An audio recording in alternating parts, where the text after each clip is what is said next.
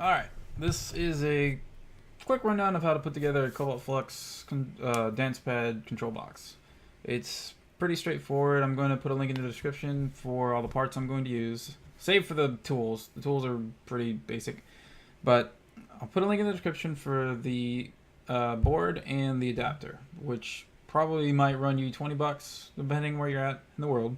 But not super expensive, pretty low cost, and if you have a Cobalt Flux at this point, it's probably worth the investment either way. So, real quick, this is a finished product more or less. I actually currently have this in its own little custom housing. Custom, I say custom, and really I just bought a box and tore it apart. You can see that I have these wires connected going into this adapter here. And then I have this USB cord coming out, which would go plug into your computer directly. This adapter will plug into your Cobalt Flux pad, and this is what you screw in there. And the rest of it, yeah, that's the brains of the situation. This is the finished product. I have another one I can show you, step-by-step process, which would be easier to tell. But go over the list of tools you'll need. You'll need, obviously, you're gonna need the board. This is what we got here. Basic naked board. You're also going to need the wires that come with it. These have been taken out, so this is going to look less pretty than it actually is, but these are the wires that haven't been connected and primed yet. And you're going to need just cheap Walmart crappy dollar pair of pliers. What you're looking for is something that you can cut right in the middle here. Don't cut your finger or anything, but yeah, that part. You're also going to need a pair of Wirestrippers. These are a little more expensive. You can get them at any hardware store, same as the pliers, but just make sure you have the smaller lengths here, if you can see them. Probably can't, but make sure you have, I guess this is the 22 size that I use, the 22-24. Yeah, that one probably. Make sure you get a good pair of Wirestrippers. You also need a 2mm flathead screwdriver. This one I got with a just another cheap thing you can get. Probably run you $6-7 bucks. It's a watch screwdriver set, I think is what it's called, or glasses screwdriver set. But point is, it has a very tiny flathead, and that's pretty important. You're gonna need something small for this. So here we go. Yeah. What you're going to do, and this one I actually already have cut. When they hold on, I might have one that's not cut. There we go. That'll work. When you get the thing, you'll have it. It's going to have an end like this with the white cap. This is what you're going to plug into the board directly, and you're going to have these metal parts. These metal parts that you don't need for your purposes here, since you're going to be putting them in the adapter, you know, without them. So you don't need them at all.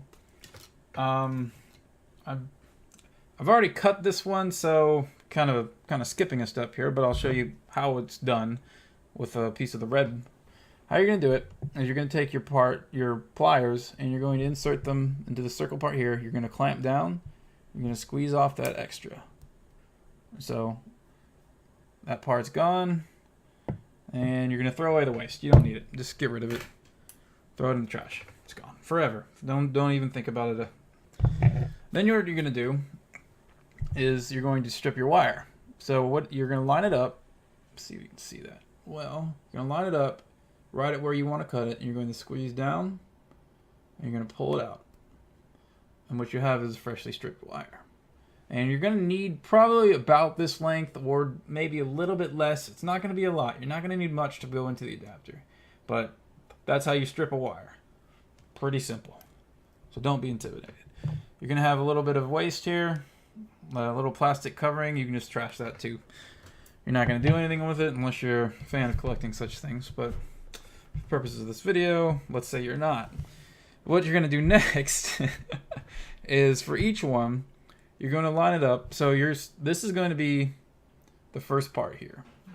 Well, let's see if I can line it up for you. It's this one right here. So this will be the first one, the second one, the third, fourth, fifth, so on and so forth. And that's how it's going to match out to the pinout. You're going to follow this pinout guide. I'll put a link to it in the description. And you're just going to connect the wires with the pinout, more or less. So where'd that one I had one specially prepared, and now it's gone. That is unfortunate. Oh well, we can use the one we just prepared. So this will be fine. You're going to click it into the first, I guess, whatever this is called. Going to click it into the first thing, all right? We're going to use the red connection as our grounding wire. So we're going to take the adapter. We're going to open it up. You shouldn't need anything but your fingers. You'll see this is stuck in here. Now this is kind of not fun to try to operate with. It's just there's not enough space to work with. So what you can do for this particular adapter is take these long screws out. And these are what you're going to use to actually attach it to your pad. Let's put these right here. And then you can lift this part out pretty quickly. And this is the covering, and you don't need that right now, which is a lot easier to handle. So you'll see on the outsides of each port, the numbers. And so you'll see a 1 on the far right, and then a 6, 2, 7, 9, 10, 11, 12. What that is what the pinout is reading. You just have to connect the wires to those pinouts.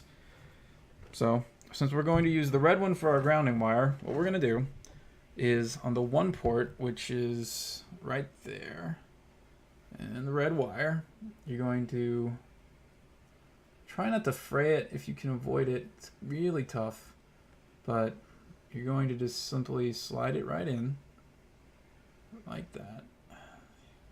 Hold it in place with your fingers, something like that, and you're going to, while you're still holding it in, you're going to screw it down with your screwdriver.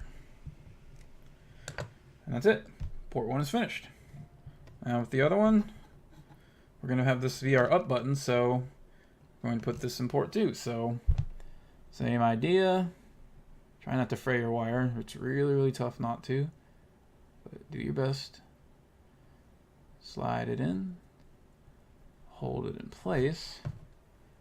And then screw it down. There you go. Give them a little tug. Make sure it's nice and snug in there. And there you go. And you're just going to do this for each one. And just follow the pinout. So if you want to just play basic DDR games, you just need to put in your grounding wire, which is going to share the same port. Yeah, on that note, special interest. Let's see if I can pull one apart. There we go. I actually recommend you don't have to connect every single one. So this one is for something else. It's only the black wire is going to be used. And so I left this cut off. I'm not using the red one. You only need to use the one for the grounding wire. I don't know the exact science behind it, but I know that's just how it is. So use the red and the black for the first one. The red will be your grounding wire, and the black will be your up button. And everything else, you're only going to use the black control part. So you just run through this. You're going to use, I would just connect all of them just in case you want to play Pump It Up eventually. So you're going to use 9 slots total. And yeah, so 1 is your grounding and your up, and 2 is your down, 3 is your left, 4 is your right, so on and so forth. And just fill them all out, and there you go. Once you do all that, all right, you probably want to do this too. After you've finished it all, it's going to look a lot more complicated, a lot more messy. But you're going to want to slide your adapter back into your cover. If I can do it. I swear I've done this before. Once or twice at least.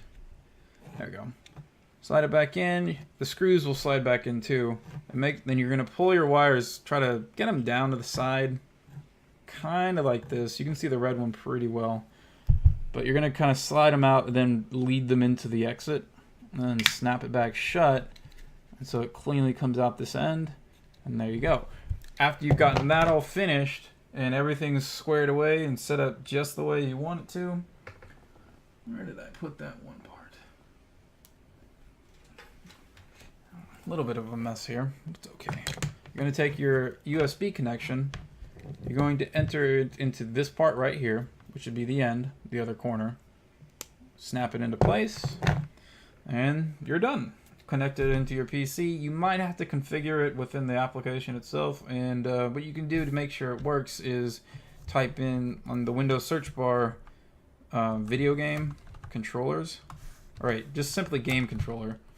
and it should bring up something that says set up USB game controllers. It should show up as a generic USB arcade stick or something like that. That should pull up, and if that pulls up, you can test it and should be just fine. Your finished product after you've connected everything should look something similar to the one I showed you first. Let me show you this one a little bit more in depth. Open this up.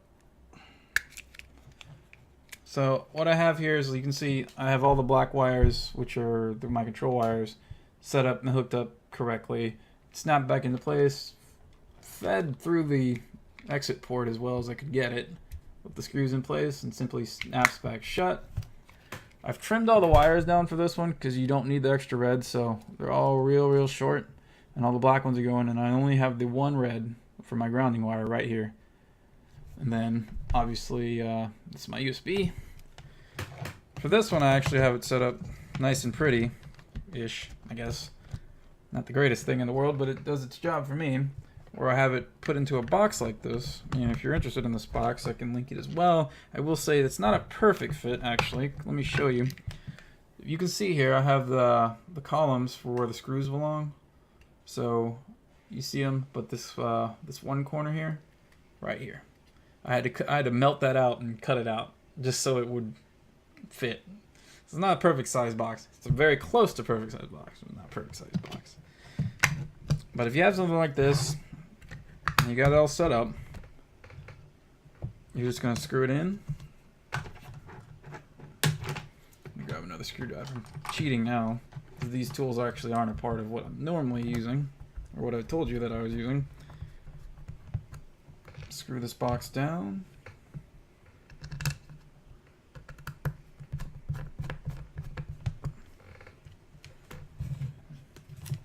I thought I had one more screw, but it might have run away from me. Oh, there we go. Be careful with these. If you lose these screws, it's kind of a pain. It's not fun chasing these things down, especially when you live on a hardwood floor where you can't find anything because it's covered in cat hair. Well, after that's done, you've got everything, your tools are here. Kind of want to get those out of the way later. But you'll hook this in to your Cobalt Flux directly and hook the USB into your computer, and you should be good to go. And that's how to make a control box for the Cobalt Flux dunce pad. Thanks for watching.